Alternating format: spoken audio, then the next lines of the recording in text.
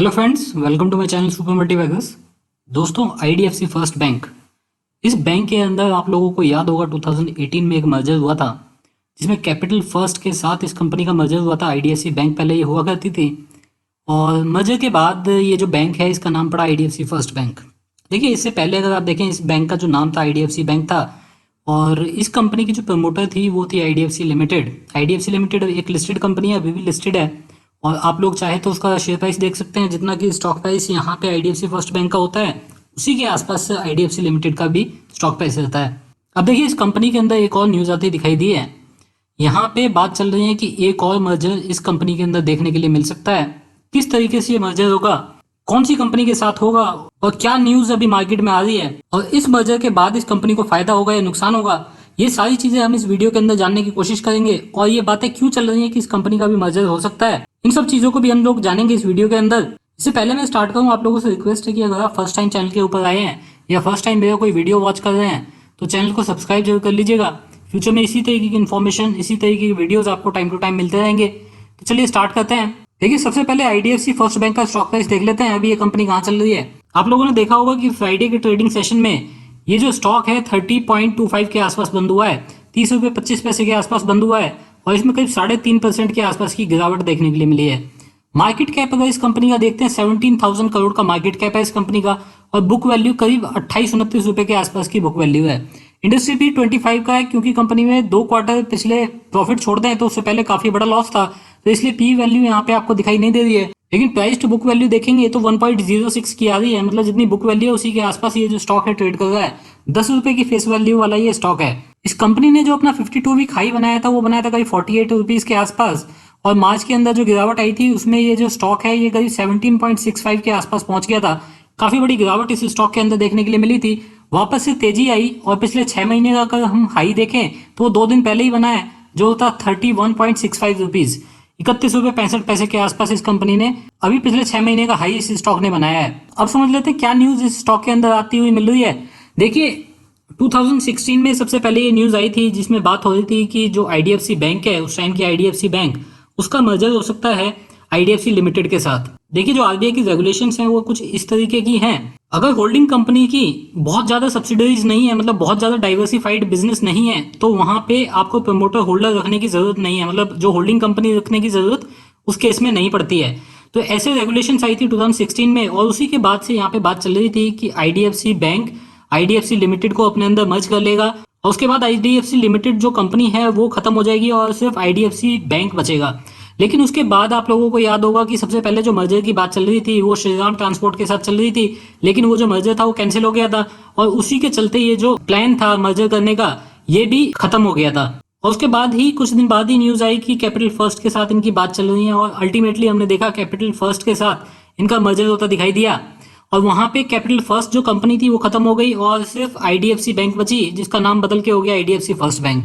यहाँ पे जो न्यूज आ रही है वो ये न्यूज आ रही है कि जो 2016 में नहीं हो पाया था, मतलब आईडीएफसी लिमिटेड के साथ इस कंपनी का जो मर्जर है वो नहीं हो पाया था, वो चीज यहाँ पे देखने के लिए मिल सकती है। मतलब IDFC first bank IDFC limited को एब्जॉर्ब कर सकता है और आईडीएफसी लिमिटेड कंपनी खत्म होती दिखाई दे सकती है और IDFC limited company IDFC first bank के साथ मर्ज होती दिखाई दे सकती है। आईडीएफसी फर्स्ट बैंक इसके लिए रेगुलेटरी अप्रूवल्स के लिए ऑलरेडी सोच रहा है, विचार कर रहा है और हो सकता है अगले कुछ दिनों के अंदर वो रेगुलेटरी अप्रूवल के लिए एप्लीकेशन भी फाइल कर दे। अगर आप आईडीएफसी लिमिटेड को देखते हैं तो देखिए, आईडीएफसी लिमिटेड के पास और कोई बिजनेस नहीं है, उसके पास सिर्फ एक ही बिजनेस है जो है बैंक का, मतलब जो आईडीएफसी फर्स्ट बैंक है उसकी प्रमोटर कंपनी है ये और वही इस कंपनी का मेन बिजनेस है। तो अगर आप देखेंगे तो आईडीएफसी लिमिटेड का कुछ बहुत ज्यादा बिजनेस अलग से नहीं है।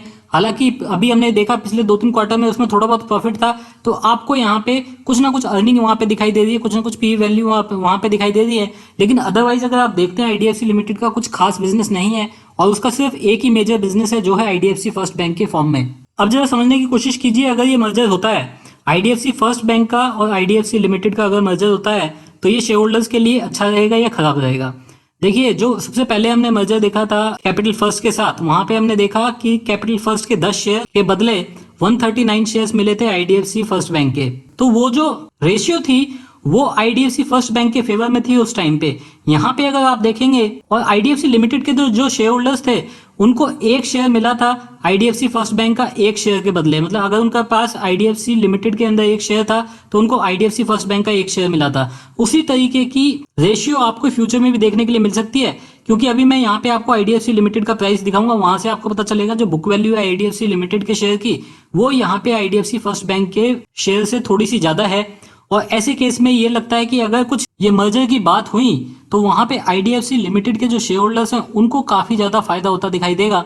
सीधा सीधा उनको 10 से 15% का फायदा स्टार्टिंग में ही मिल सकता है। और जो आईडीएफसी फर्स्ट बैंक के जो शेयर होल्डर्स हैं उनके लिए करीब 5-6% के आसपास का नुकसान वाला सौदा हो सकता है। ये अभी सिर्फ प्रेजेंशन है, क्योंकि कोई भी रेशियो अभी मार्केट में नहीं आई है, लेकिन ये सारी चीजें निकाली जा रही हैं क्योंकि लास्ट टाइम जो मर्जर हुआ था उस टाइम पे क्या वैल्यूएशन मिले थे आईडीएफसी फर्स्ट बैंक को और आईडीएफसी लिमिटेड को, उसको देखते हुए यहाँ पे ये चीजें समझी जा रही हैं। लेकिन अगर आप कंपनी की तरफ से देखेंगे तो कंपनी की तरफ से कोई भी ऑफिशियल न्यूज इसके बारे में नहीं आई है। ये मीडिया न्यूज है जो कि आपको कुछ बड़े मीडिया हाउसेस से मिल रही हैं और इसीलिए ऑथेंटिकेटेड इन्फॉर्मेशन मानी जा सकती है। दूसरा जो बड़ा नुकसान होगा यहाँ पे आईडीएफसी फर्स्ट बैंक के शेयर होल्डर्स को वो ये हो सकता है कि आईडीएफसी लिमिटेड की जो लोन बुक रही है वो बहुत ही ज्यादा अच्छी नहीं रही है। वो सब लोगों को पता है कि वहां पे आपकी जो लोन बुक है वो बहुत ज्यादा अच्छी नहीं है, और अगर वो लोन बुक यहाँ पे मिलती हुई दिखाई देगी आईडीएफसी फर्स्ट बैंक के साथ तो स्टॉक में कोई बहुत ज्यादा इंकरेजमेंट वाली बात नहीं रहेगी, बहुत ज्यादा अच्छी चीज ये इस कंपनी के लिए नहीं रहेगी आईडीएफसी फर्स्ट बैंक के लिए। दूसरी तरफ अगर आप आईडीएफसी लिमिटेड के शेयर होल्डर्स को देखते हैं तो उनके लिए काफी अच्छी न्यूज मानी जा सकती है।